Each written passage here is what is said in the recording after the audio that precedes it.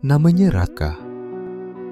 Ia bukan orang kaya, bukan orang terkenal, dan hidupnya penuh keterbatasan.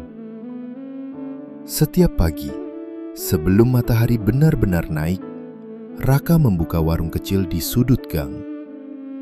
Rak kayu tua, atap seng yang mulai bocor, keuntungan yang tak pernah pasti. Namun, ada satu kebiasaan yang tak pernah ia tinggalkan. Ia berdiri sejenak, menarik napas panjang, lalu berbisik, "Alhamdulillah, hari ini aku masih diberi hidup." Karena ia percaya firman Allah, "Sesungguhnya, jika kamu bersyukur, niscaya aku akan menambah nikmat kepadamu." Quran Surat Ibrahim ayat 7. Suatu hari, hujan turun sangat deras. Air merembes masuk ke warung. Sebagian dagangan rusak, sebagian tak bisa dijual lagi. Raka terdiam. Dadanya sesak, tapi lisannya tetap terjaga. Ia berkata pelan, "Ya Allah, terima kasih. Engkau masih menjaga aku dari yang lebih buruk." Karena Raka tahu, Allah berfirman, "Ingatlah kepadaku, niscaya aku ingat kepadamu. Bersyukurlah kepadaku, dan janganlah kamu kufur." Quran Surat Al-Baqarah ayat 152. Malamnya, Raka pulang dengan langkah lelah. Di rumah kecil itu, ibunya menunggunya. "Bagaimana daganganmu hari ini, Nak?" tanya ibunya lirih. Raka tersenyum. "Belum banyak, Bu. Tapi alhamdulillah, kita masih bisa makan." Ibunya menatapnya lama. Air mata menggenang. "Kamu tidak pernah marah pada hidup, ya?" Raka menggeleng pelan. "Kalau semua ini titipan Allah, Bu, masa kita kecewa pada yang memberi?" Hari-hari berlalu. Hidup Raka tetap sederhana. Ia menolong tanpa diminta, memberi meski sedikit, dan terus bersyukur, bahkan saat tak ada yang berubah. Hingga suatu pagi, seorang pria berpakaian rapi berhenti di warungnya. "Kamu pemilik warung ini?" "Iya, Pak." Pria itu tersenyum. "Aku sering melihatmu. Bukan barangmu yang menarik perhatianku, tapi caramu menerima hidup." Beberapa hari kemudian, Raka dipanggil ke sebuah toko besar. Terang, rapi, penuh peluang. Pria itu menyerahkan kunci.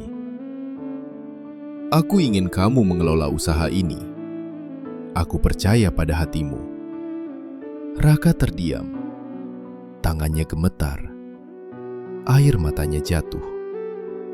Bukan karena kini ia lebih berada, tapi karena ia teringat firman Allah. Dan orang-orang yang bersabar akan diberi pahala tanpa batas. Quran Surat Az-Zumar ayat 10. Raka berbisik, "Ya Allah, ternyata syukur yang kecil Engkau balas dengan amanah yang besar." Sejak hari itu, hidupnya memang berubah. Namun satu hal tetap sama. Setiap pagi, sebelum membuka usahanya, Raka menutup mata dan berkata, "Alhamdulillah, bukan karena hidupku sempurna, tapi karena Engkau selalu cukup bagiku." Dan mungkin kisah ini bukan tentang Raka. Bisa jadi ini tentang kita. Tentang hati yang mudah mengeluh, padahal nikmat masih datang tanpa henti. Kita sering menunggu hidup membaik, baru mau bersyukur.